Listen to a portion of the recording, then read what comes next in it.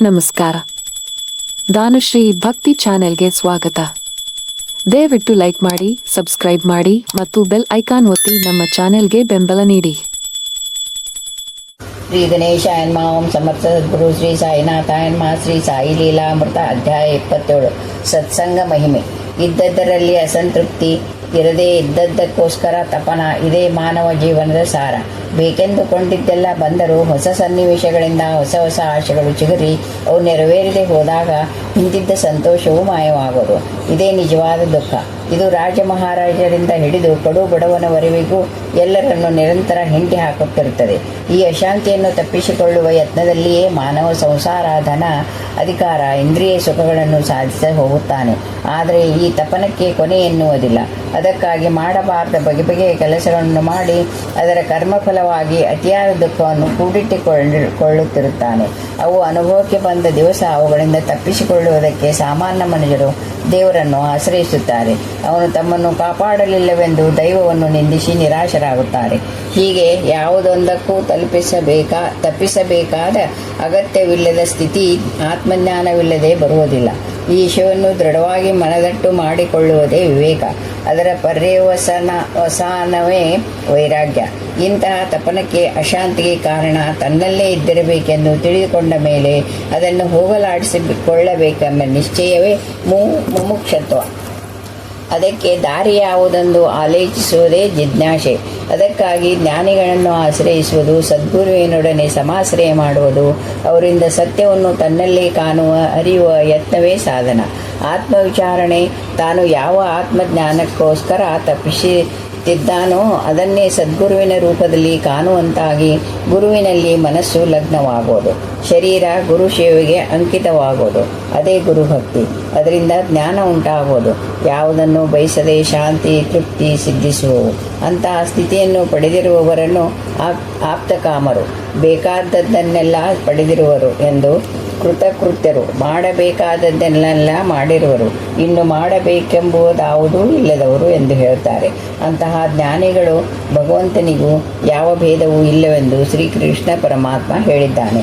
ನಾನು ಈ 3 ಲೋಕಗಳಲ್ಲಿ ಪ್ರಯತ್ನಪೂರ್ವಕವಾಗಿ ಮಾಡಬೇಕಾದದ್ದಾಗಲಿ ಪಡೆಯಬೇಕಾದದ್ದಾಗಲಿ ಯಾವುದೂ ಇಲ್ಲ. ಆದರೆ ಇಲ್ಲಿಯವರೆಗೂ ಹೇಳಿದ ಹಾಗೆ ಬಹುತೇಕ ಜನ ಈ ದೃಷ್ಟಿಯೊಂದನ್ನೇ ಅಲ್ಲದೆ ಆಶೆಯಿಂದಲೋ ಇಲ್ಲವೇ ಭೀತಿಯಿಂದಲೋ ಭಗವಂತನನ್ನ, ಮಹಾತ್ಮರನ್ನು ಆಶ್ರಯಿಸುತ್ತಾರೆ. ಶ್ರೀ ಸಾಯಿಯಂತಹ ಮಹನೀಯರ ಕೀರ್ತಿಯನ್ನು ನೋಡಿದ ಮೇಲೆ ಅವಳನ್ನು ಬಯಸಿ ಅವರ ಸೇವೆ ಮಾಡುತ್ತಾರೆ, ಸಾಧನೆಗೆ ತೊಡಗುತ್ತಾರೆ. ಬ್ರಹ್ಮರ್ಷಿ ಎಂದೆನಿಸಿಕೊಳ್ಳಬೇಕೆಂದಲ್ಲವೇ ವಿಶ್ವಾಮಿತ್ರ ತಪಸ್ಸು ಮಾಡಿದ್ದು. ಮಾನವ ದುಃಖವನ್ನು ತೊಡೆದು ಹಾಕಬೇಕೆಂದಲ್ಲ. ಅದರ ಫಲ ತನ್ನ ಪತನವೇ. ಕೇವಲ ತಾನು ಬ್ರಹ್ಮರ್ಷಿ ಎಂದು ಒಪ್ಪಿಕೊಳ್ಳಲಿಲ್ಲವೆಂದು ವಶಿಷ್ಠರ 100 ಜನ ಮಕ್ಕಳನ್ನು ಕೊಂದನು. ಇದು ರಾಕ್ಷಸೀಯ ತಪಸ್ಸು. ಅದರ ಪರಿಣಾಮವೂ ಅದೇ ಗುಣದ್ದು. ನಮ್ಮ ಆಶೆಯಷ್ಟು ನೆರವೇರಿದರೂ ಇನ್ನು ಏನನ್ನೂ ಕೇಳಬೇಕಾದದ್ದಿಲ್ಲ ಎನ್ನುವ ಸ್ಥಿತಿ ಉಂಟಾಗುವುದಿಲ್ಲ. ಆದ್ದರಿಂದ ಅವುಗಳನ್ನು ಪಡೆಯುವುದರಿಂದ ಪ್ರಯೋಜನ ಏನಿಲ್ಲವೆಂದು ನಿರ್ಧರಿಸುವವರು ಯಾರೋ ಸ್ವಲ್ಪ ಜನ ಮಾತ್ರ. ಇಂತಹ ಏರಿಳಿತವಿಲ್ಲದ ಸೃಷ್ಟಿಯ ಪರಮ ರಹಸ್ಯವನ್ನು ಅನ್ವಯಿಸುವವರೇ ಮುಮುಕ್ಷಗಳು. ನಾವು ಇಂತಹ ಹಳ್ಳಕ್ಕೆ ಬೀಳದೆ ಸಾಯಿ ತೋರಿಸಿದ ಮಾರ್ಗದಲ್ಲಿ ನಡೆಯುವುದಾದರೂ ಹೇಗೆ? ಆತ್ಮಜ್ಞಾನ ಪ್ರಕಾಶವಾಗುವ ಮುನ್ನ ನಮ್ಮ ಕೆಲವು ಅವಶ್ಯಕತೆಗಳನ್ನು, ಕಷ್ಟಗಳನ್ನು ಪರಿಹಾರ ಮಾಡಿಕೊಳ್ಳದೆ ಇರಲಾರೆವು. ಸ್ಥಿರ ಮನುಷ್ಯನಿಂದ ಆತ್ಮವಿಚಾರ ಇಲ್ಲವೇ ಶರಣಾಗತಿ ಭಾವ ಇಲ್ಲದೆ, ಏರಿಳಿತವಿಲ್ಲದೆ ನಿಷ್ಕಾಮವಾಗಿ ಕರ್ಮಗಳನ್ನು ಆಚರಿಸಲಾರೆವು. ಹಾಗಾದರೆ ನಮ್ಮ ನಿತ್ಯ ಜೀವನದಲ್ಲಿ ಸಾಧನೆ ಮಾಡುವುದಾದರೂ ಹೇಗೆ? ಶ್ರೀ ಸಾಯಿಯಂತಹ ಸದ್ಗುರುನ ಮೇಲೆ ಭಕ್ತಿ ಶ್ರದ್ಧೆ ಉಂಟಾಗುವುದು ಅದೃಷ್ಟವೇ ಸರಿ. ಆದರೆ ಅವರು ನಮಗೆ ಜೊತೆಯಾಗಿದ್ದು ಸರಿಯಾದ ಮಾರ್ಗದಲ್ಲಿ ನಡೆಸಬೇಕಾದರೆ ನಾವೇನು ಮಾಡಬೇಕು? ನನ್ನ ಮೇಲೆ ನಿನ್ನ ದೃಷ್ಟಿಯನ್ನು ನಿಲ್ಲಿಸು, ನಿನ್ನ ಮೇಲೆ ನನ್ನ ದೃಷ್ಟಿ ಬೀರುತ್ತೇನೆ ಎಂದಿದ್ದಾರೆ ಸಾಯಿ. ಅವರನ್ನು ಕುರಿತು ಅನನ್ಯವಾಗಿ ಚಿಂತನೆ ಮಾಡುವವರ ಯೋಗಕ್ಷೇಮವನ್ನು ಅವನೇ ವಹಿಸುತ್ತಾನೆ. ಇದೇ ಶ್ರೀಕೃಷ್ಣ ರಮಣ ಮಹರ್ಷಿ ಹೇಳಿರುವ ಶರಣಾಗತಿ. ಇದು ಅಷ್ಟು ಸುಲಭವಲ್ಲ, ಒಂದೇ ಸಾರಿಗೆ ಬರುವುದಿಲ್ಲ. ಅಂದಿಕೊಂಡದ್ದು ನೆರವೇರಿದಾಗ ನಮ್ಮ ವಿಶ್ವಾಸ ಉಕ್ಕೋದು, ಇಲ್ಲವಾದಾಗ ಬತ್ತಿ ಹೋಗುವುದು. ಸದ್ಗುರುವಿನ ಸಾಂಗತ್ಯ ಸೇವೆಯಿಂದ ಮಾತ್ರ ದೃಢವಾದ ಶರಣಾಗತಿ ಭಾವ ಕ್ರಮಕ್ರಮವಾಗಿ ನೆಲೆಗೊಳ್ಳುವುದು. ಈ ಮಧ್ಯದಲ್ಲಿ ಅನ್ಯ ಚಿಂತನ ಶಂಕೆಗಳು ತಲೆದೋರಿ ಮನಸ್ಸು ತನ್ನ ನಿಜ ಸ್ಥಿತಿಯನ್ನು ಮರೆತು ಚಂಚಲವಾಗುತ್ತಾ ಇರುತ್ತದೆ. ಅತಿ ಪರಿಚಯವೆಂಬ ಸದರದಿಂದ ಶ್ರದ್ಧೆ ಜಡವಾಗುತ್ತಿರುತ್ತದೆ. ಇಂತಹ ಎಡರು ತೊಡರುಗಳಿಲ್ಲದಿದ್ದಾಗಲೇ ನಮಗೆ ಅವನ ಸನ್ನಿಧಿ ಸಾಧ್ಯ. ಆಗಲೇ ನಮಗೆ ಅವನಿಂದ ಸಂಪೂರ್ಣ ರಕ್ಷಣೆ. ಇಂತಹ ಎಡರು ತೊಡರುಗಳಿರುವ ಕಾರಣಗಳಲ್ಲಿ ನಮ್ಮ ಜೊತೆಯವರ ಮೇಲೆ ನಮಗಿರುವ ಭಾವನೆ ಅವರ ಸ್ವಭಾವದ ಮೇಲೂ ಇರುತ್ತದೆ ಎನ್ನುವುದೊಂದು. ಅಂದರೆ ನಮ್ಮ ಅಂತರಂಗದಲ್ಲಿರುವ ಬಲಹೀನತೆಯೇ ಪ್ರಧಾನ ಕಾರಣ. ಆದರೆ ಸತ್ಸಂಗದ ಪ್ರಭಾವ ನಮ್ಮ ಮೇಲೆ ನಾವು ಊಹಿಸಿಕೊಂಡಿರುವುದಕ್ಕಿಂತ ಮಿಗಿಲಾಗಿರೋದು. ಜೊತೆಯವರ ದೃಷ್ಟಿಯೂ ಸಹ ಸಂಸ್ಕಾರ ಪೂರ್ಣವಾಗಿದ್ದಲ್ಲಿ ನಮ್ಮ ಯತ್ನ ಸುಲಭವಾಗುತ್ತಾ ಬರುವುದು. ಅದಕ್ಕಾಗಿಯೇ ಏನೋ ಮಾನವನಿಗೆ ತನ್ನ ಸಾಧನದ ಜೊತೆ ಸತ್ಸಾಂಗತ್ಯವು ಬಹು ಅಗತ್ಯ. ಈ ಸತ್ಸಂಗವೆನ್ನುವುದು ಈ ಕಾಲದಲ್ಲಿ ಸಹಜವಾಗಿ ದೊರಕುವ ಸನ್ನಿವೇಶವಲ್ಲ. ಅದನ್ನು ತೋಟಗಾರಿಕೆ ಹಾಗೆ ಬೆಳೆಸಬೇಕಾದದ್ದೇ. ಆಗಾಗ ಕಳೆ ಕೇಳುತ್ತಾ ನೀರು ಹಾಕುತ್ತಾ ಕಾಪಾಡಿಕೊಳ್ಳಬೇಕಾದದ್ದೇ. ಇದೇ ಸತ್ಸಂಗವೆಂದರೆ. ಇದಕ್ಕೋಸ್ಕರ ಎಲ್ಲರೂ ಜೊತೆಗೂಡಿ ಭಗವಂತನಾದ ಸದ್ಗುರುವಿನ ಲೀಲೆಗಳನ್ನು ಉಪದೇಶಗಳನ್ನು ಕೇಳುತ್ತಾ ಮನಸ್ಸಿನಲ್ಲಿ ಮೆಲುಕು ಹಾಕುತ್ತಾ ಇರಬೇಕು. ನೈಮಿಷಾರಣ್ಯದಲ್ಲಿ ಮುನಿಗಳು ಕೂಡ ಹೀಗೆಯೇ ಮಾಡುತ್ತಿದ್ದರೆಂದು ಪುರಾಣಗಳು ತಿಳಿಸುತ್ತವೆ. ಎಲ್ಲ ಸಾಧನೆಗಳಿಗೂ ಭಗವದ್ಗತಾ ಶ್ರವಣವೇ ಮೂಲವಾದ್ದರಿಂದ ವಾಲ್ಮೀಕಿಯು ರಾಮಾಯಣವನ್ನು, ವ್ಯಾಸರು ಭಾಗವತವನ್ನು ಬರೆದು ಅಶೇತು ಹಿಮಾಚಲ ಪರ್ಯಂತ ತಮ್ಮ ಶಿಷ್ಯ ಪ್ರತಿಷ್ಯರ ಮುಖಾಂತರ ಹಳ್ಳಿಗಳಲ್ಲೂ ಜನರಿಗೆ ಶ್ರವಣ ಮಾಡಿಸುತ್ತಿದ್ದರು. ಆದ್ದರಿಂದಲೇ ಇಂದಿಗೂ ನಮ್ಮ ದೇಶದಲ್ಲಿ ಅಕ್ಷರ ಜ್ಞಾನವಿಲ್ಲದವರು ಕೂಡ ದೈವ, ಜೀವ, ಪರಮಾರ್ಥ ಇವುಗಳನ್ನು ಸಾಧಿಸಿಕೊಳ್ಳುವ ಮಾರ್ಗವಿದೆ ಎಂದು ತಿಳಿದಿದ್ದಾರೆ. ಇಂತಹ ಶ್ರವಣ ಮಾಡುವುದರಿಂದ ನಮ್ಮ ಹೃದಯಗಳಲ್ಲಿ ಹಾಗೂ ಜೊತೆಯವರ ಹೃದಯಗಳನ್ನು ಪರಿಶುದ್ಧವಾಗುವ ಹಾಗೆ ಮಾಡಿಕೊಳ್ಳಲು ಸಹಾಯವಾಗಿದೆ. ನಿರ್ದಿಷ್ಟವಾದ ಭಕ್ತಿ ಶ್ರದ್ಧೆಗಳು ಅಭ್ಯಂತರವಿಲ್ಲದೆ ಬೆಳೆಯುತ್ತವೆ. ಆದ್ದರಿಂದ ವಾರಕ್ಕೊಂದು ಸಾರಿಯಾದರೂ ಸತ್ಕತೆಯನ್ನು ಕೇಳಿ ಪ್ರಸಾದವನ್ನು ತೆಗೆದುಕೊಂಡು ಹೋಗಬೇಕೆಂದು ಅಕ್ಕಪಕ್ಕದವರನ್ನು ಪ್ರೇಮದಿಂದ ಆಹ್ವಾನಿಸಬೇಕು. ಸಾಯಿ ಪಟಕ್ಕೆ ಧೂಪ ದೀಪಗಳನ್ನು ಅರ್ಪಿಸಿ ಭಾವಯುಕ್ತವಾಗಿ ಶ್ಲೋಕಗಳನ್ನು ಪಠಿಸಿ ಅಷ್ಟೋತ್ತರ ಶತನಾಮಳಿ ಸಹಾಯದಿಂದ ಆ ಸದ್ಗುರುವಿನ ಗುಣಗಳನ್ನು ಸ್ಮರಿಸಬೇಕು. ಆಮೇಲೆ ಕಡೆಯ ಪಕ್ಷ 30-45 ನಿಮಿಷಗಳಾದರೂ ಎಲ್ಲರಿಗೂ ಸಾಯಿ ಲೀಲೆಯನ್ನು ಕೇಳಿಸಬೇಕು. ನಾವು ಹೇಳುವುದನ್ನು ನಾವು ಸಹ ಕೇಳುತ್ತಾ ನಮ್ಮ ಭಾವನೆಗಳನ್ನು ಸಹ ಶುದ್ಧಪಡಿಸಿಕೊಳ್ಳುತ್ತಾ ಇರಬೇಕು. ಅಂತಹ ಲೀಲೆಗಳನ್ನು ತೋರಿದ ಸಾಯಿಯನ್ನು ಪಟದಲ್ಲಿ ನೋಡುತ್ತಾ ಕಡೆಯ ಪಕ್ಷ 30 ನಿಮಿಷ ಭಜನೆ ಮಾಡಿ. ಆಗ ಅನುಭವಕ್ಕೆ ಬಂದ ಶಾಂತಿಯನ್ನು ಅನುಭವಿಸುತ್ತಾ ಮೌನವಾಗಿ 10 ನಿಮಿಷಗಳಾದರೂ ಕುಳಿತಿರಬೇಕು. ಮನಸ್ಸು ಹತ್ತಿತ್ತ ಹರಿದರೆ ಮುಂಚೆಯೇ ಕೇಳಿದ ಲೀಲೆಗಳನ್ನು ಸ್ಮರಿಸುತ್ತಾ ಅವಳನ್ನು ತೋರಿದ ಸಾಯಿ ರೂಪವನ್ನು ಕಾಣುತ್ತಾ ಅವನ ಸನ್ನಿಧಿಯನ್ನು ಭಾವಕ್ಕೆ ತಂದುಕೊಳ್ಳಬೇಕು. ಆಮೇಲೆ ನೈವೇದ್ಯ ಆರತಿ ಎತ್ತಿ ಎಲ್ಲರಿಗೂ ಪ್ರಸಾದ ವಿನಿಯೋಗ ಮಾಡಿ ಕಳಿಸಬೇಕು. ಎಂತಹ ಕಡು ಬಡವನಾದರೂ ತನ್ನ ಮನೆಯಲ್ಲೇ ಇಂತಹ ಸತ್ಸಂಗವನ್ನೇರ್ಪಡಿಸುವುದಕ್ಕೆ ಹಿಂಜರಿಯದಿರುವ ಹಾಗೆ ನಿರಾಡಂಬರವಾಗಿ ಮಾಡಬೇಕು. ಭಜನೆಯ ಹಾಡುಗಳು ಅಭ್ಯಾಸವಿಲ್ಲದವರಿಗೂ ಸಹ ಹಾಡಿಕೊಳ್ಳುವ ಹಾಗೆ ಇರಬೇಕು. ಎಲ್ಲರ ಜೊತೆಯೂ ಕೂಡಿ ಹಾಡಬೇಕೇ ಹೊರತು ಪ್ರತ್ಯೇಕವಾಗಿ ಹಾಡಬಾರದು. ಹಾಗೆ ಮಾಡದಿದ್ದರೆ ಇತರರ ಏಕಾಗ್ರತೆಗೆ ಭಂಗ ಉಂಟಾಗಿ ಪಾಪವನ್ನು ಸಿಗಿದಂತೆ ಆಗೋದು. ಯಾರು ಎಷ್ಟು ಚೆನ್ನಾಗಿ ಹಾಡಿದರು ಎನ್ನುವ ಪೈಪೋಟಿ ಮನೋಭಾವ ತಲೆಯೆತ್ತದಂತೆ ಬಾಬಾ ಮೇಲಿನ ಶ್ರದ್ಧಾಭಕ್ತಿಯನ್ನು ಸತ್ಸಂಗ ಸಭ್ಯರ ಮಧ್ಯೆ ಆತ್ಮೀಯತೆಯನ್ನು ಭಂಗಪಡಿಸದಂತೆ ನೋಡಿಕೊಳ್ಳಬೇಕು. ಯಾವಾಗಲೂ ನಿರ್ದಿಷ್ಟವಾದ ಕೆಲವು ಹಾಡುಗಳನ್ನೇ ಭಜನೆಯಲ್ಲಿ ಹಾಡುತ್ತಿದ್ದರೆ ಅದರಲ್ಲಿರುವ ಭಾವ ಮನುಷ್ಯನಲ್ಲಿ ನಿಲ್ಲುವುದು. ಹಾಡುಗಳು ಹಲವಾರಾದರೆ ಅವುಗಳಲ್ಲಿರುವ ಭಾವನೆಗಳನ್ನು ಭಾವಿಸಿಕೊಳ್ಳುವುದಕ್ಕೆ ಅವಕಾಶವಿಲ್ಲದೆ ಮನಸ್ಸು ಏಕಾಗ್ರತೆಯನ್ನು ಪಡೆಯಲಾರದೆ ಹೋಗಬಹುದು. ಬಾಬಾಗೆ ಭಾವವೇ ಪ್ರಧಾನ. ಒಬ್ಬ ಮುದುಕ ನಡುಗುವುದರಲ್ಲಿ ಭಜನೆ ಮಾಡುತ್ತಿದ್ದರೆ ಅವನ ಭಾವವನ್ನು ಗ್ರಹಿಸಿ ಬಾಬಾಗೆ ಆನಂದ ಬಾಷ್ಪಗಳು ಉದುರಿದವು. ಇನ್ನೊಂದು ಸಾರಿ ಒಬ್ಬ ಭಕ್ತ ಬಹಳ ಶ್ರಾವ್ಯವಾಗಿ ಭಜನೆ ಮಾಡುತ್ತಿದ್ದರೆ ಸಾಯಿ ಮೆಚ್ಚದೆ, ನಿನಗೆ ಗಾನವೆಂದರೆ ಇಷ್ಟ, ನನಗೆ ಜ್ಞಾನವೆಂದರೆ ಇಷ್ಟ ಎಂದರು. ಈ ರೀತಿ ವಾರಕ್ಕೊಂದು ಸಾರಿ ಸತ್ಸಂಗ ಸೇರಿಸಿದರೆ ಪ್ರತಿಯೊಬ್ಬರಿಗೂ ಒಳ್ಳೆಯ ಅನುಭವ ಉಂಟಾಗಿ ಇನ್ನೂ ಹೆಚ್ಚಿನ ಉತ್ಸಾಹದಿಂದ ಪಾಲ್ಗೊಳ್ಳುವಂಥವರಾಗುತ್ತಾರೆ. ಯಾರಾದರೂ ಇಷ್ಟಪಟ್ಟರೆ ಅವರ ಮನೆಯಲ್ಲಿ ಸತ್ಸಂಗ ಸೇರುವುದಕ್ಕೆ ವಾರದಲ್ಲಿ ಇನ್ನೊಂದು ದಿನವನ್ನು ಆರಿಸಿಕೊಳ್ಳಬೇಕು. ನಮಗೆ ಇಚ್ಛೆ ಇರಲಿ ಇಲ್ಲದಿರಲಿ ಸತ್ಸಂಗದಲ್ಲಿ ವಿಧಿವತ್ತಾಗಿ ಭಾಗವಹಿಸುವುದು ಸಾಧನೆಗೆ ಬಹುಮುಖ್ಯ ಕರ್ತವ್ಯ.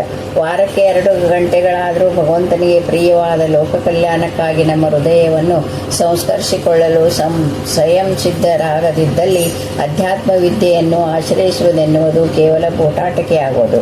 ಇಂತಹ ಸಾಮೂಹಿಕ ಸಾಧನೆ ಅತಿ ಶ್ರೇಯಸ್ಕರ. ಆದ್ದರಿಂದಲೇ ನಾಮದೇವ ತುಕಾರಾಮನಂತಹ ಮಹನೀಯರು ಇದನ್ನು ರೂಢಿಯಲ್ಲಿಟ್ಟುಕೊಂಡಿದ್ದರು. ಕ್ರೈಸ್ತ ಮತ್ತು ಇಸ್ಲಾಂ ಮಠಗಳಲ್ಲಿಯೂ ಕೂಡ ಭಜನೆಗೆ ತುಂಬ ಪ್ರಾಧಾನ್ಯತೆಯಿದೆ. ದೇವಾಲಯಗಳು ಇಂಥ ಸಾಮೂಹಿಕ ಸಾಧನೆಗೋಸ್ಕರವೇ ಏರ್ಪಾಡಾಗಿವೆ. ಹಾಲಿನೊಳಗಿನ ಬೆಣ್ಣೆಯಂತೆ ಸಾಯಿ ಸರ್ವಗತ. ಭಕ್ತರು ತಮ್ಮ ಚೈತನ್ಯವನ್ನು ಪಾರಾಯಣ, ನಾಮಜಪ, ಧ್ಯಾನ ಇಂತಹ ವ್ಯಕ್ತಿಗತ ಸಾಧನೆಗಳ ಜೊತೆ ಸತ್ಸಂಗದಂತಹ ಸಮಷ್ಟಿ ಸಾಧನೆಗಳೊಂದಿಗೆ ಜೋಡಿಸಿ ಪರಮ ಶ್ರೇಯಸ್ಸನ್ನು ಹೊಂದಬೇಕು. ಹೀಗೆ ಸತ್ಸಂಗದಲ್ಲಿ ಪಾಲ್ಗೊಂಡವರಲ್ಲಿ ಕೆಲವರ ಅನುಭವಗಳನ್ನು ಸ್ಮರಿಸೋಣ. ಚಿರಂಜೀವಿ ಬಿ ರಾಮಕೃಷ್ಣ ರೆಡ್ಡಿ ಹೀಗೆ ಬರೆದಿದ್ದಾನೆ.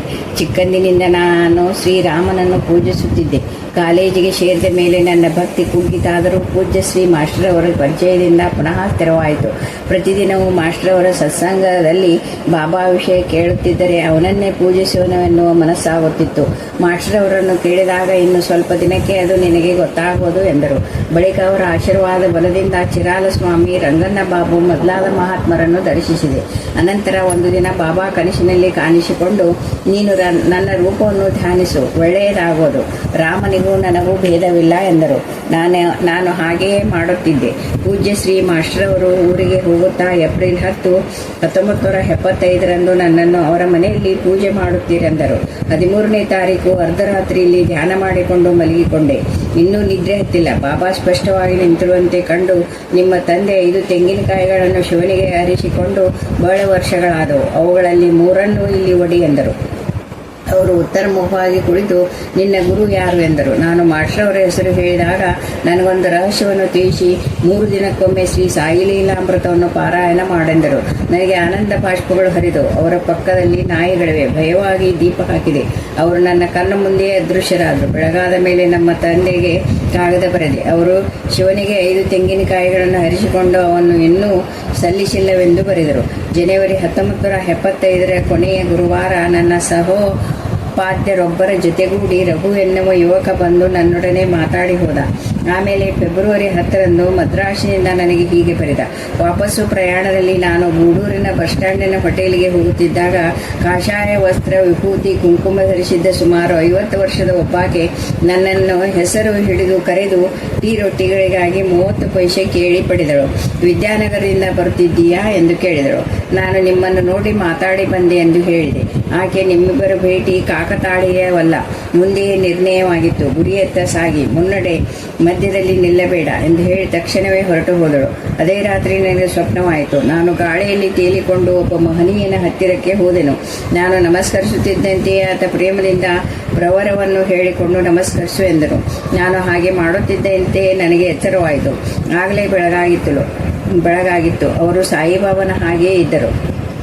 ನನ್ನ ಜೀವಮಾನವೆಲ್ಲ ಅವರ ಸೇವೆ ಮಾಡಬೇಕೆಂದೆನಿಸಿ ನನ್ನ ಕೆಲಸಕ್ಕೆ ರಾಜೀನಾಮೆ ಕೊಟ್ಟೆ.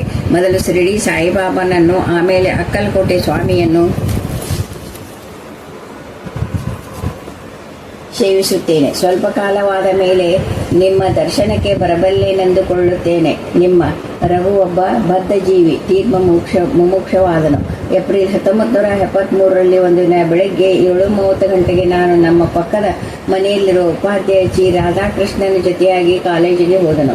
ಸುಮಾರು ಬೆಳಗ್ಗೆ 8 ಗಂಟೆಗೆ ಬಿಳಿ ಬಟ್ಟೆ ಇಟ್ಟ ಒಬ್ಬ ವೃದ್ಧ ನನ್ನ ರೂಮಿನ ಹತ್ತಿರಕ್ಕೆ ಬಂದು ಶ್ರೀಮತಿ ರಾಧಾಕೃಷ್ಣನ ಹತ್ತಿರ ನನಗೋಸ್ಕರ ವಿಚಾರಿಸಿ, ನಾನು ತುರ್ತಾಗಿ ಹೊರಟು ಹೋಗಬೇಕು, ನಾನು ಬಂದು ಹೋದೆನೆಂದು ನನ್ನ ಆಶೀರ್ವಾದಗಳನ್ನು ಅವನಿಗೆ ತಿಳಿಸು. ನನಗೆ ಹೆಸರು, ಊರು ಇಲ್ಲ. ಅವನು ನನ್ನ ಮಗನ ಹಾಗೆ, ನಾನು ಅವನಿಗೆ ಗೊತ್ತು. ನನ್ನ ಆಶೀರ್ವಾದಗಳನ್ನು ತಿಳಿಸಿದರೆ ಅವನಿಗೆ ಗೊತ್ತಾಗೋದು ಎಂದರಂತೆ. ಅವರು ಮಹಾತ್ಮರಿರಬಹುದೆಂದುಕೊಂಡು ಆಕೆ ತನ್ನ 2 ವರ್ಷದ ಮಗುವಿನೊಂದಿಗೆ ಅವರಿಗೆ ನಮಸ್ಕಾರ ಮಾಡಿದಳು. ಆಮೇಲೆ ಅಸ್ವಸ್ಥಳಾಗಿದ್ದ ನಾದಿನಿ ಹತ್ತಿರ ನಮಸ್ಕಾರ ಮಾಡಿಸಬೇಕೆಂದು ಕೊಳ್ಳುವ ಹೊತ್ತಿಗೆ ಆತ ಕಾಣಿಸಲಿಲ್ಲ. ಸ್ವಲ್ಪ ವರ್ಷಗಳಾದ ನಂತರ ಅವಳ ನಾದಿನಿ ಮೃತಳಾದಳು. ಅದಕ್ಕೆ ಬಾಬಾ ದರ್ಶನವಾಗಲಿಲ್ಲವೇನೋ. ಪಕ್ಕದೂರಿನ ಚಿ ಕೋಟೇಶ್ವರನಿಗೆ ಟಾನ್ಸಿಲ್ಸ್ ದೊಡ್ಡದಾಗಿದ್ದರಿಂದ ಹುಡುಗಿ ಬೆಳೆದಿರಲಿಲ್ಲ. ಸಾಯಿ ಚರಿತ್ರೆ ಪಾರಾಯಣ ಪ್ರಾರಂಭ ಮಾಡಿದ ಕೆಲವೇ ದಿನಗಳಲ್ಲಿ ಆ ಹುಡುಗಿಗೆ ಒಂದು ಗುರುವಾರ ರಾತ್ರಿ ಸ್ವಪ್ನವಾಯಿತು. ಒಂದು ಆಸ್ಪತ್ರೆಯಲ್ಲಿ ಸಾಯಿಬಾಬಾ, ಡಾಕ್ಟರು, ಪಾಲೇರಮ್ಮ, ನರ್ಸು, ಕ್ಷೇತ್ರಪಾಲ, ಸ್ವಾಮಿ ಕಾಂಪೌಂಡರ್ ಆಗಿ ಕಾಣಿಸಿಕೊಂಡು ಆ ಹುಡುಗಿಯನ್ನು ಕುರ್ಚಿಯಲ್ಲಿ ಕೂರಿಸಿ, ಪಾಲೇರಮ್ಮ, ಭಯವೇನಿಲ್ಲ, ಬಾಯಿ ತೆಗೆ ಎಂದಳು. ಬಾಯಿ ತೆಗೆದಾಗ ಪಾಪ ಆಪರೇಷನ್ ಮಾಡಿದರು. ಕೂಡಲೇ ಅವಳಿಗೆ ಎಚ್ಚರವಾಯಿತು. ಅಂದಿನಿಂದ ಅವಳ ಕಾಯಿಲೆ ತಗ್ಗಿ ಹೋಯಿತು. ಎಂ.ಕೆ. ಆನಂದ್ ವೆಂಕಟೇಶ್ವರಲು ಹೀಗೆ ಬರೆದಿದ್ದಾರೆ: ನನ್ನ ತಮ್ಮ ಶೇಷಪ್ಪನಿಗೆ ಹುಟ್ಟಿದ 3ನೇ ತಿಂಗಳಲ್ಲೇ ಪೋಲಿಯೋ ಬಂದು 10 ವರ್ಷಗಳಾದರೂ ನಿಂತುಕೊಳ್ಳಲಾರದೆ ಇದ್ದನು. ನಾನು ವಿದ್ಯಾನಗರಕ್ಕೆ ಹೋದಾಗ ಮಾಸ್ಟ್ರವರು ಶ್ರೀ ಸಾಯಿ ಲೀಲಾಮೃತದಲ್ಲಿ ಸಕಲ ಸಾಧು ಸ್ವರೂಪ ಎನ್ನುವ ಅಧ್ಯಾಯವನ್ನು ಓದುತ್ತಿದ್ದಾಗ ಅಕಸ್ಮಾತ್ತಾಗಿ ಅಲ್ಲಿಗೆ ಶ್ರೀ ಸಮರ್ಥ ನಾರಾಯಣ ಮಹಾರಾಜರು ಬಂದರು. ಅವರು ಮತ್ತು ಮಾಸ್ಟ್ರವರು ಕೊಟ್ಟ ವಿಭೂತಿಯನ್ನು ಮನೆಗೆ ಕಳಿಸಿದೆ. ಅದು ಸೇರಿದ 4-5 ದಿನಕ್ಕೆಲ್ಲ ನನ್ನ ತಮ್ಮ ಕೋಲು ಹಿಡಿದುಕೊಂಡು ಹೆಜ್ಜೆ ಇಡಲಾರಂಭಿಸಿದ. ಆಗ ತಿರುಪತಿಯಲ್ಲಿದ್ದ ನನಗೆ ಒಂದು ದಿನ ಬೆಳಗಿನ ಜಾವ ಕನಸಿನಲ್ಲಿ ಸಾಯಿಬಾಬಾ ಬಂದು ನನ್ನ ಕಡೆ ತೋರಿಸಿ, ಆ ಕುಂಟನನ್ನು ರಕ್ಷಿಸಿದ್ದು ನಾನೇ ಎಂದು ಪಕ್ಕದವರ ಹತ್ತಿರ ಹೇಳಿದರು. ಅದು ನನ್ನ ತಮ್ಮನ ವಿಷಯ ಇರಬೇಕೆಂದುಕೊಂಡೆ. ಅದೇ ನಿಜ. ಆ ವಿಭೂತಿ ಸೌರೋದಕ್ಕೆ ಪ್ರಾರಂಭ ಮಾಡಿದಂದಿನಿಂದ ಅವನು ಯಾರ ಸಹಾಯವೂ ಇಲ್ಲದೆ ನಡೆಯುತ್ತಿದ್ದಾನೆಂದು ತಿಳಿಯಿತು. ಮೆಟ್ಟುವಿನ ದೇಶಿರೆಡ್ಡಿ ಕೃಷ್ಣಾರೆಡ್ಡಿ ಒಂದು ಸಾರಿ ಕಾಯಿಲೆಯಾಗಿ ಏನು ಮಾಡಿದರೂ ಅದು ವಾಸಿಯಾಗಿರಲಿಲ್ಲ. ಅವನ ಹೆಂಡತಿ ಅವನಿಗೆ ಬಾಬಾ ವಿಷಯವಾಗಿ ಹೇಳಿ, ಕಾಯಿಲೆ ವಾಸಿಯಾದರೆ ಶಿರಡಿಗೆ ಬರುವೆನೆಂದು ಹೆರಿಸಿಕೊಳ್ಳಿ ಎಂದು ಹೇಳಿದಳು. ಅವನು ಹರಿಸಿಕೊಂಡ ಕ್ಷಣವೇ ಕಾಯಿಲೆ ಕಡಿಮೆಯಾಯಿತು. ತರುವಾಯ ಒಂದು ದಿನ ರಾತ್ರಿ ಕನಸಿನಲ್ಲಿ ಅವನಿಗೆ ಬಾಬಾ ಕಾಣಿಸಿಕೊಂಡು ಆ ಊರಿನ ವ್ಯಕ್ತಿಯೊಬ್ಬನನ್ನು ತೋರಿಸಿ, ಅವನು ನಿಮ್ಮ ಮನೆಗೆ ಕಳ್ಳತನ ಮಾಡಲು ಬರುವನು ಎಂದರು. ತಕ್ಷಣವೇ ಜಾಗೃತೆ ವಹಿಸಿದನು. ಬೆಳಿಗ್ಗೆ ಆ ವ್ಯಕ್ತಿ ಎದುರಾದಾಗ, ಕೃಷ್ಣಾರೆಡ್ಡಿ, ಏನಯ್ಯ, ಅರ್ಧರಾತ್ರಿಯಲ್ಲಿ ನಮ್ಮ ಬೀದಿಗೆ ಬಂದಿದ್ದೀಯಂತೆ ಎಂದು ಕೇಳಿದಾಗ, ಅವನು ಭಯದಿಂದ ತಪ್ಪಿಸಿಕೊಂಡು ಹೋಗಿದ್ದ ಕರುವನ್ನು ಹುಡುಕುತ್ತಾ ಬಂದಿದ್ದೆ ಎಂದನು. ಓಂ ಗೋಮಿನಲ್ಲಿ ಬಹಳ ವರ್ಷಗಳಿಂದ ಸತ್ಸಂಗದಲ್ಲಿ ಪಾಲ್ಗೊಂಡಿದ್ದವರಿಗೆ ಬಹಳ ಒಳ್ಳೆಯ ಅನುಭವವುಂಟಾಗಿವೆ. ಶ್ರೀಮತಿ ಸೀತಾಮೂರ್ತಿ ಕೃಷ್ಣ ಭಕ್ತೆ. ಆಕೆ ಶ್ರೀ ಸಾಯಿ ಲೀಲಾಮೃತ ಓದಿ ಸಾಯಿ ಶ್ರೀಕೃಷ್ಣನ ಹಾಗೆ ದರ್ಶನ ಕೊಡಲಿಲ್ಲವಲ್ಲ ಎಂದುಕೊಂಡರು. ಅಂದು ಸಾಯಂಕಾಲ ಅವರ ಪೂಜೆಯ ಸಮಯದಲ್ಲಿ ಬಾಬಾ ಫೋಟೋ ನೀಲಿ ಬಣ್ಣಕ್ಕೆ ತೆರೆಯಿತು. ಪೂಜೆಯಲ್ಲಿ ಯಾವುದೋ ತಪ್ಪಾಗಿರುವುದರಿಂದ ಹಾಗಾಗಿರಬಹುದೆಂದು ಆಕೆ ಭಯಪಡುತ್ತಿದ್ದರೆ, ಅದೇ ರಾತ್ರಿ ಸಾಯಿ ಕನಸಿನಲ್ಲಿ ಕಾಣಿಕೊಂಡು, ನಾನು ಬಂದರೆ ಭಯಪಡುವೇಕೆ, ನನ್ನ ತಲೆಯ ಮೇಲೆ 3 ಹೂ ಇಟ್ಟು ಪೂಜೆ ಮಾಡು, ನಾಳೆ ಹೋಗುತ್ತೇನೆ ಎಂದರು. ಆಕೆ ಹಾಗೆಯೇ ಮಾಡಿದರು. ಆ ದಿನ ಸಂಜೆ ಹೊತ್ತಿಗೆ ಬಾಬಾ ಪಟ ಮೊದಲನೆಯಂತಾಯಿತು. ಬಾಬಾ ಪಟಕ್ಕೂ ಕೃಷ್ಣನಿಗೂ ಯಾವ ವ್ಯತ್ಯಾಸವೂ ಇಲ್ಲ. ಕೃಷ್ಣಮೂರ್ತಿಯವರು ಓಂಗೋಲಿನಲ್ಲಿ ಕೆಲಸ ಮಾಡುತ್ತಿದ್ದಾಗ ಅವರ ಸಂಸಾರ ಗುಂಟೂರಿನಲ್ಲಿತ್ತು. ಸೀತಾರಾಮಮೂರ್ತಿಯವರ ಮನೆಯ ಭಜನೆಯಲ್ಲಿ ಕೃಷ್ಣಮೂರ್ತಿಯವರಿಗೆ ಬಾಬಾ ಪಟದಲ್ಲಿ ದಿವ್ಯವಾದ ಕಾಂತಿ ಕಾಣಿಸಿಕೊಂಡಿತು. ಆನಂದದಿಂದ ಅವರು ವಿದ್ಯಾನಗರ ಸಾಯಿ ಮಂದಿರಕ್ಕೆ 116 ರೂಪಾಯಿಗಳನ್ನು ಕಳಿಸಬೇಕೆಂದುಕೊಂಡರು.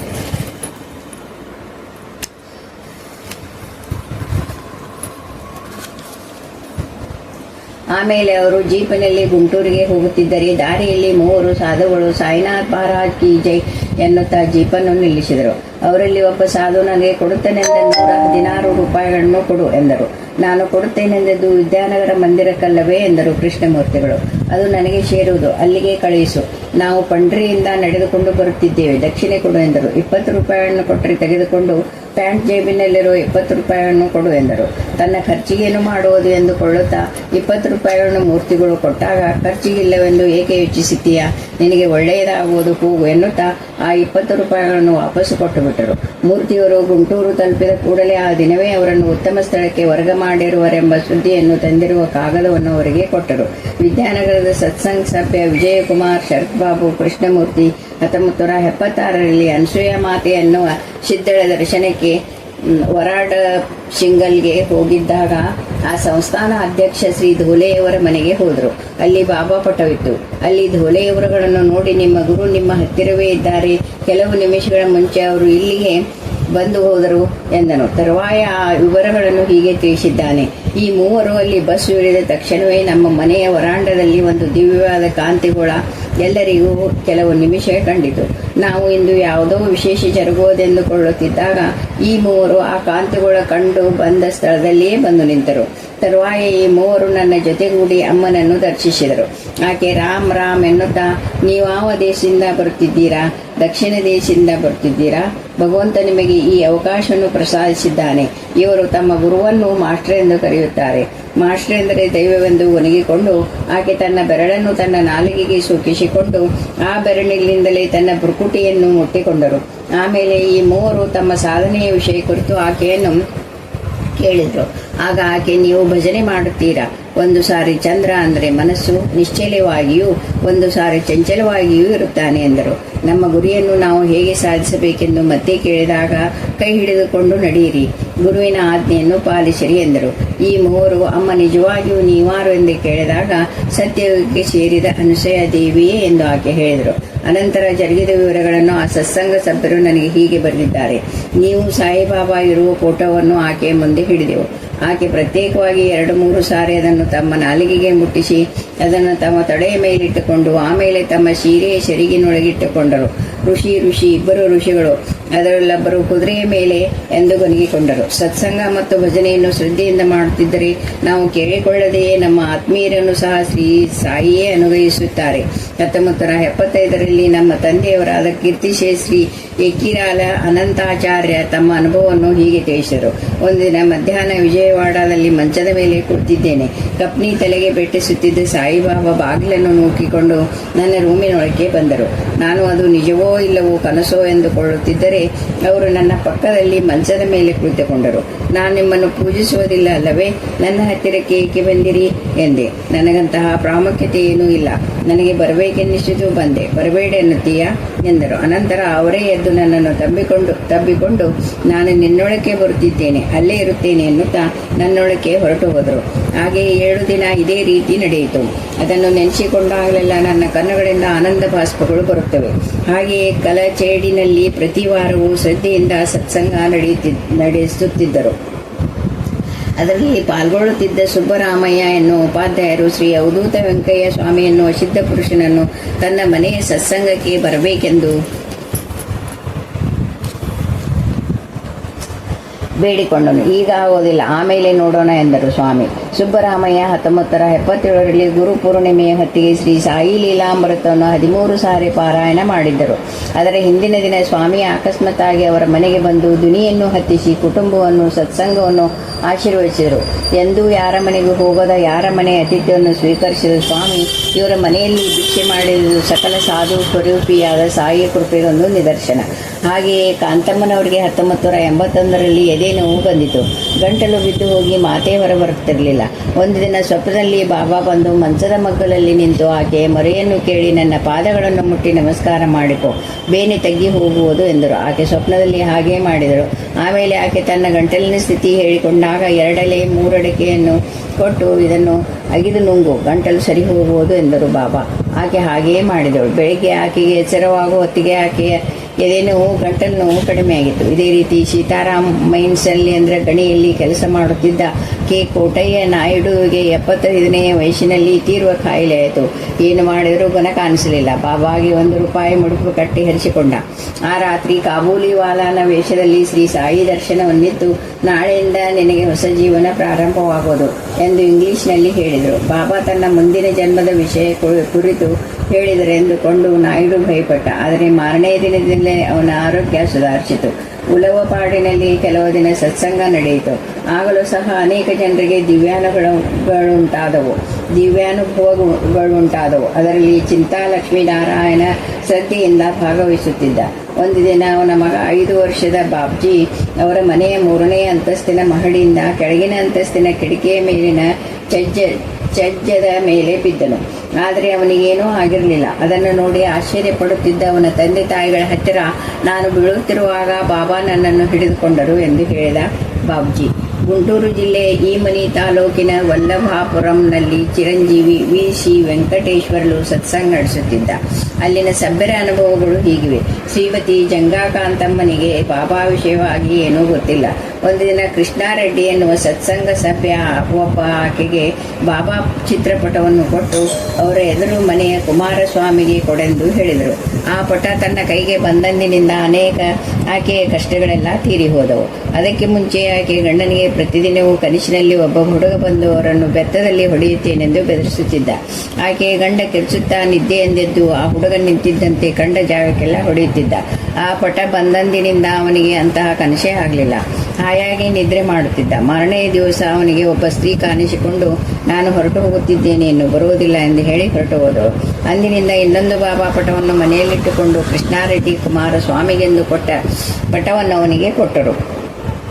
ದಂಪತಿಗಳು ತಮ್ಮ ಮನೆಯಲ್ಲೇ ಭಜನೆ ಮಾಡುತ್ತಾ ಇದ್ದಾರೆ. ಜಂಗಾಕಾಂತಮ್ಮ ತನ್ನ ಇನ್ನೊಂದು ಅನುಭವವನ್ನು ಹೀಗೆ ತಿಳಿಸಿದ್ದಾಳೆ.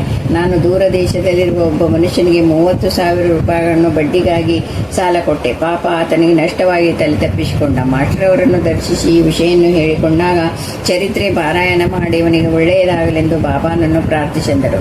ನಾನು ಹಾಗೆಯೇ ಮಾಡಿದೆ. ಅವನು ಸೆಪ್ಟೆಂಬರ್ 3, 1981 ಅಷ್ಟು ದೂರದಿಂದ ಬಂದು ತನಗೆ ಭಾರಿಯಾದ ಕಷ್ಟ ನಷ್ಟವಾಗಿದೆ ಎಂದು ಹೇಳಿ ತನ್ನ ಬಾಕಿಯಲ್ಲಿ ಸ್ವಲ್ಪವನ್ನಾದರೂ ತೀರಿಸಬೇಕೆಂದು ಬಹು ಪ್ರಯಾಸದಿಂದ 500 ರೂಪಾಯಿಗಳನ್ನು ಶೇಖರಿಸಿರುವೆನೆಂದು ಹೇಳಿ ಅದನ್ನು ಕೊಟ್ಟನು.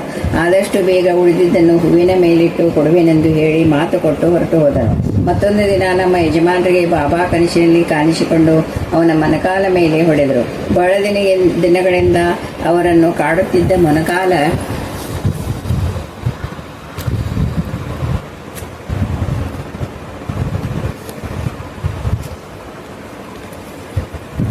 ನೋವು ತಕ್ಷಣವೇ ಮಾಯವಾಗಿ ಹೋಯಿತು.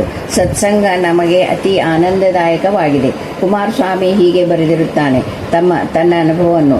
ನನ್ನ 2ನೇ ಮಗಳ ಮದುವೆಯಾಯಿತೇ ಹೊರತು ಅವಳ ಅತ್ತೆ ಮನೆ ಪರಿಸ್ಥಿತಿ ತಿಳಿದು ಅವಳನ್ನು ಸಂಸಾರ ಮಾಡಲು ಕಳುಹಿಸಲಿಲ್ಲ. ಈ ವಿಷಯದಲ್ಲಿ ಮಾಸ್ಟರವರನ್ನು ಕೇಳಿದಾಗ ಶ್ರೀ ಸಾಯಿ ಲೀಲಾಮೃತ ಪಾರಾಯಣ ಮಾಡಿ ಕಷ್ಟವನ್ನು ಬಾಬಾಗೆ ಹೇಳಿಕೊಂಡು ಅತ್ತೆಯ ಮನೆಗೆ ಮಗಳನ್ನು ಕಳುಹಿಸು ಎಂದರು. ನಾನು ಪಾರಾಯಣ ಪೂಜೆ ಪ್ರಾರಂಭ ಮಾಡಿದ ವಾರದಲ್ಲಿ ನನ್ನ ಹಳೆಯ ಅವರ ತಾಯಿ ಬಂದು ನನ್ನ ಮಗಳನ್ನು ಕರೆದುಕೊಂಡು ಹೋದರು. ಈಗ ಅವರು ನನ್ನ ಮಗಳನ್ನು ಪ್ರೇಮದಿಂದ ನೋಡಿಕೊಳ್ಳುತ್ತಿದ್ದಾರೆ. ಅದಕ್ಕೆ ಮುಂಚೆ ಭವಿಷ್ಯ ಅಂಧಕಾರಮಯವಾಗಿ ಕಂಡು ರಾತ್ರಿ ನಿದ್ದೆ ಹತ್ತದೆ ಆತ್ಮಹತ್ಯೆ ಮಾಡಿಕೊಳ್ಳಬೇಕೆಂದಿದ್ದೆ. ಈಗ ಸತ್ಸಂಗಕ್ಕೆ ತಪ್ಪದೆ ಹೋಗುತ್ತಿದ್ದೇನೆ. ಮನಃಶಾಂತಿಯನ್ನು ಪಡೆಯುತ್ತಿದ್ದೇನೆ. ಜಯ ಜಯ ನಮಪ್ಪ, ಜಯ ಜಯ ನಮ ಸಾಯಿನಾಥಾಯ ನಮಃ.